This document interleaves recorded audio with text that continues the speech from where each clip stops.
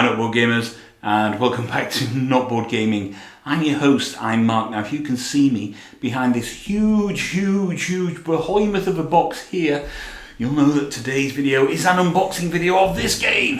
Yes, the talk of the town at the moment. It's Descent, Legends of the Dark, designed by Carla Sentel Dunk and Nathan Hajek.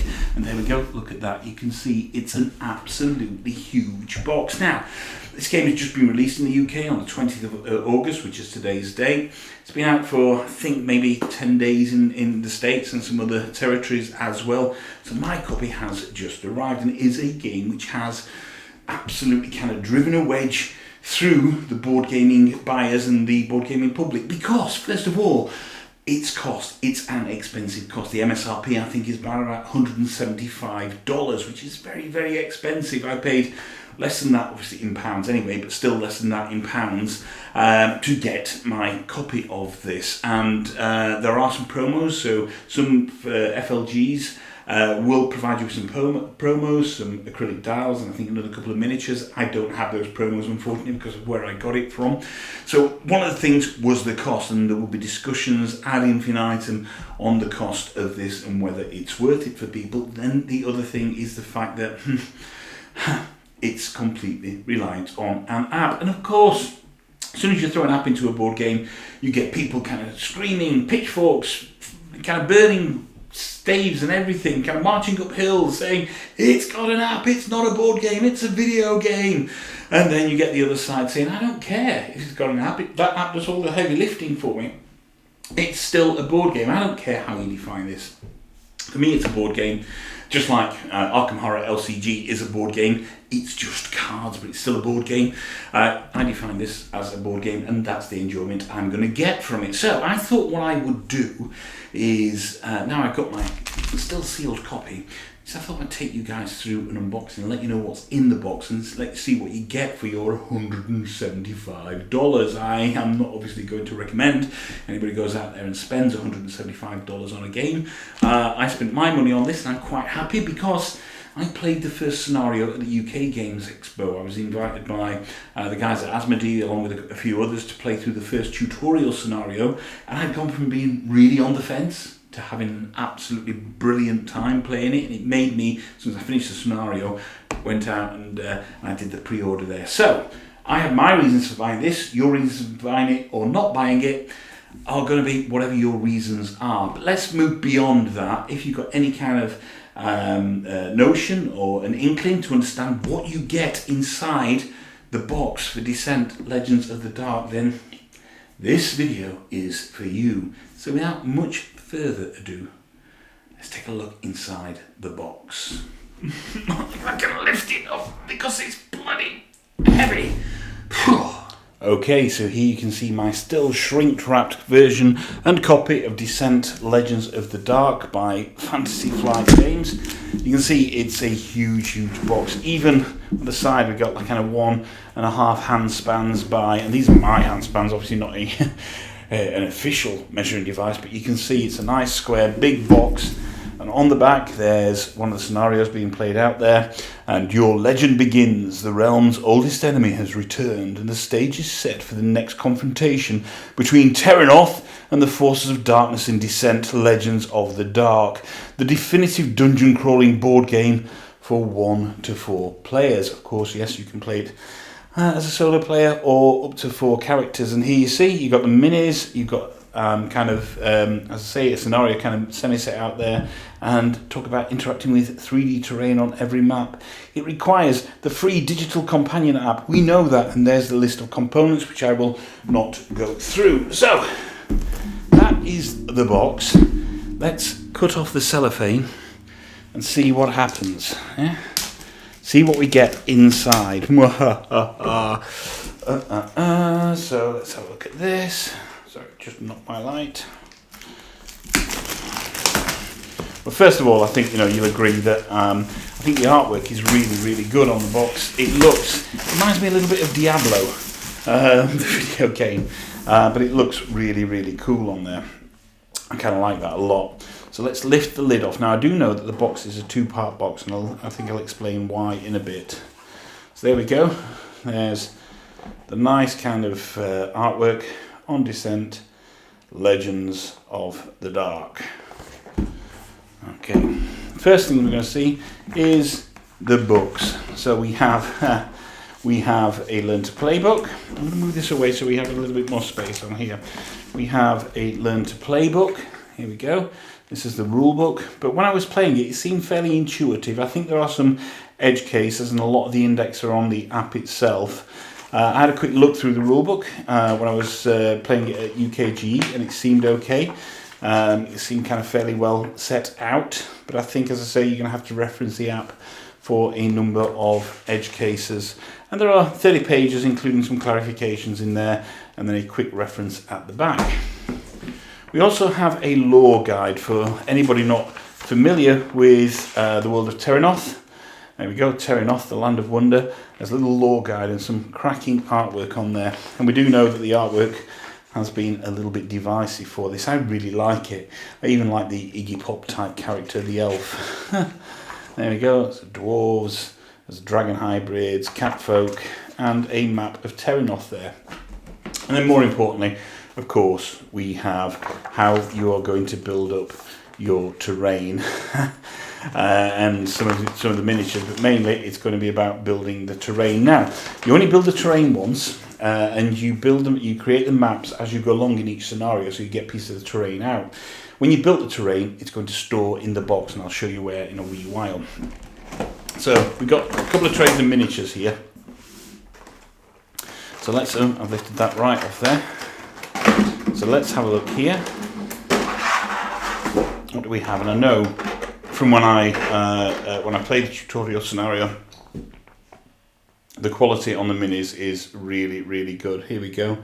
I mean, look at this. I don't know if you can see the detailing on that, but it looks stunning. They've got these little bits of hollow base here, and that's because you're going to put identify discs on there, so you can identify them by colour, each individual one by colour, when you're on the app. Okay, so that's that mini. Let's have a look at a few more, shall we? Okay, let's have a look at some others then. So let's have a look at this one here, if we can get you out. Oh, and just got to be a little bit careful getting some of them out. I don't want to break them. There we go. So look at this one. This is some kind of, I don't know, got a hood on, it's got some kind of knife up there. And I think you'll agree that the kind of quality on the minis, and everybody said it's good, is really, really good.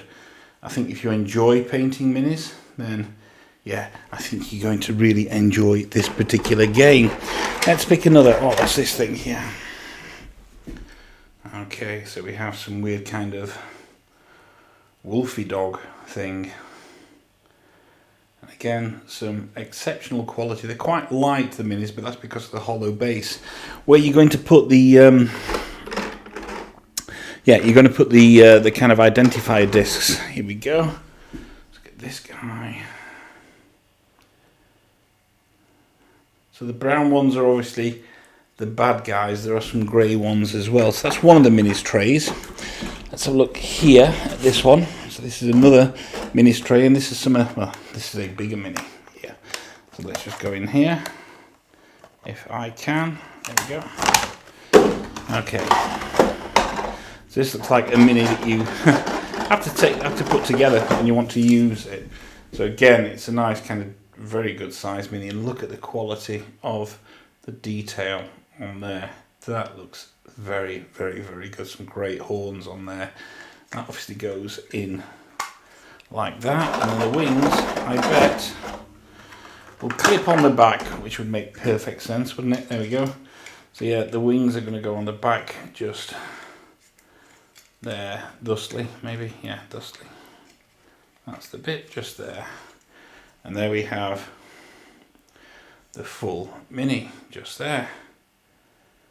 That's rather special, isn't it? Yeah, he stands pretty proud. As you can see, in the span of my hand, it's a pretty bloody big mini with some really neat detailing on there.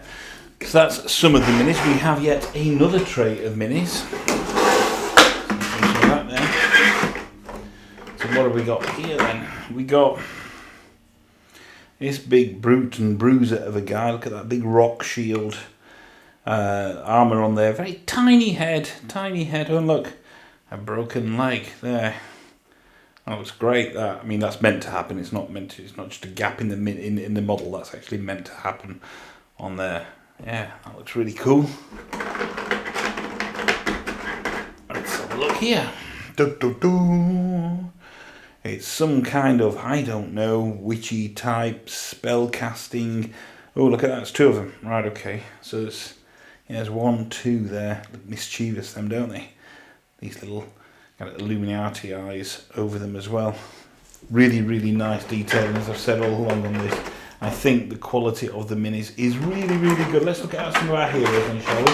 So when you first start the tutorial, you're going to play one of 4 heroes. I don't know who this is. But again, look at this. This kind of comes up from the back. It's a great way of attaching this fiery phoenix bird to this particular mini. And this is a hero mini.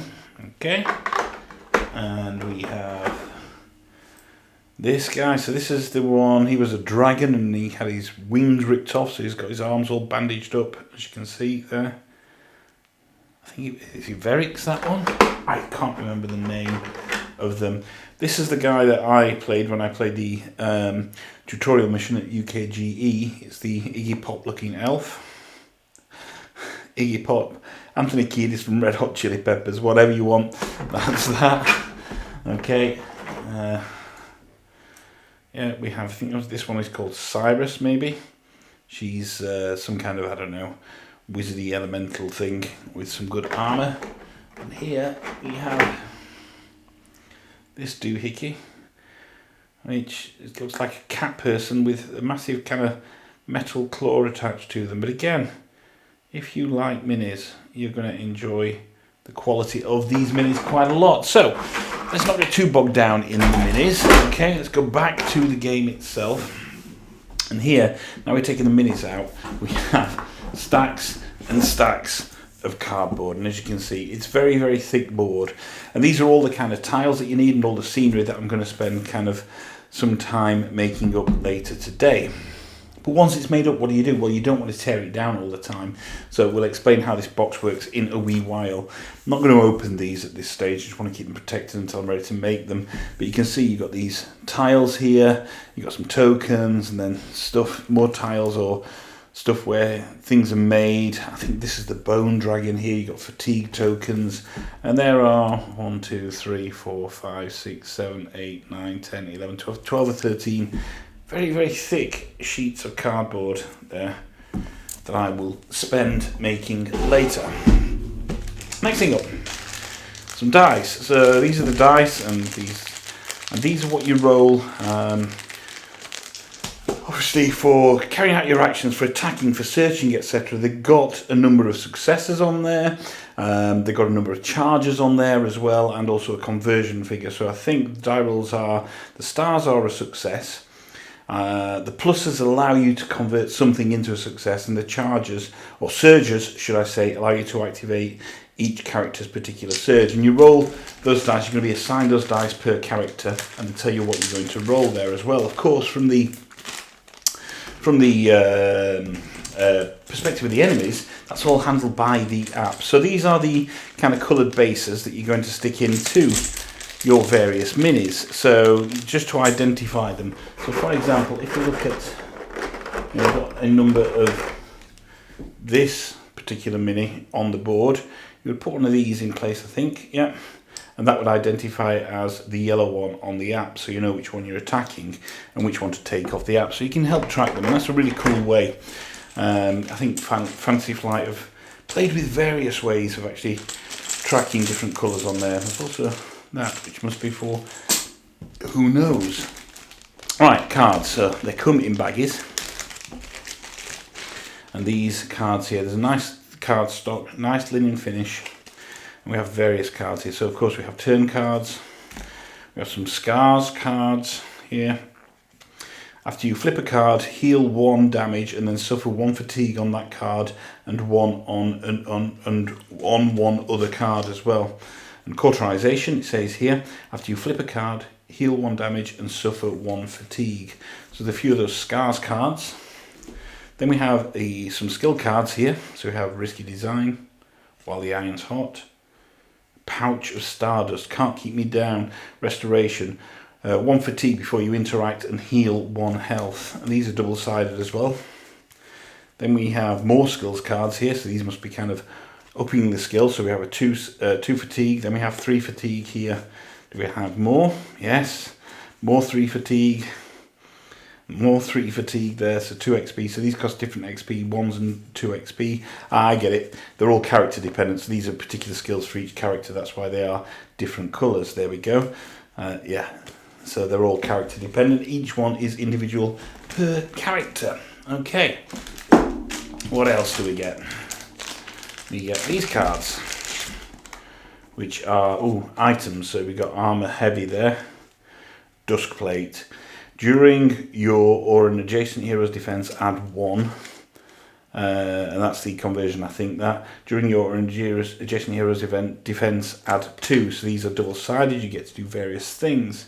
We have Slayer Leather, Sieging Doublet, Sinister Robe. Man, there's lots here. Various potions here as well, such as a Rabbit's Foot potion. During your turn, shift 2 and prepare 1 card. So shift is just moving on the map, basically. Or maybe you got a Vigor potion, and it says during your turn, you're an adjacent hero either heals 3 or discards 3. So there's various potions and items there. Man, that's a lot of cards. The game is pretty dependent on card play. So not just an app-based game, but also dependent on card play. Here we have even more potions here. So always a pendant there as well. The Stormbound pendant, Elegant and Skyborn. During your attack, if the enemy has not been attacked this round, it suffers 1 to 7 additional, whatever that is, that successes. Yeah. Here we have again weapons which are character dependent. So we have Cyrus or Sirius as weapons here. So we have the Warden's Blade, and they're all double-sided as well. And that's the cool thing about it, is you can flip them over at some point and use the other weapon on the other side, and they do slightly different things, and that's a really nice way of kind of strategizing in the game. Okay, that's them. Got some game sleeves there, and I think, well, I'm pretty certain that the entire package comes with a lot of game sleeves. And here we go. Here we have the kind of hero cards as well. I call it Cyrus, it's Bryn. There we go, so we have Bryn, Verix, Chance, so that's Cyrus, there we go, with the fiery thing, Kelly, Galadin, that's who I played, and some, these are the overlays for the maps themselves as well. I bet you put them over various things to create things. So if we look at these, all of these are double-sided and you get to flip them, so they have a fatigue, which means you can't use the capacity anymore once they've got that, and you can spend an action to flip it to the other side and use the powers on the other side and clear all the fatigue off the card. And you can put fatigue, I think, on your character or on your weapon as well. So we have some of those there. What's below here? Here we go.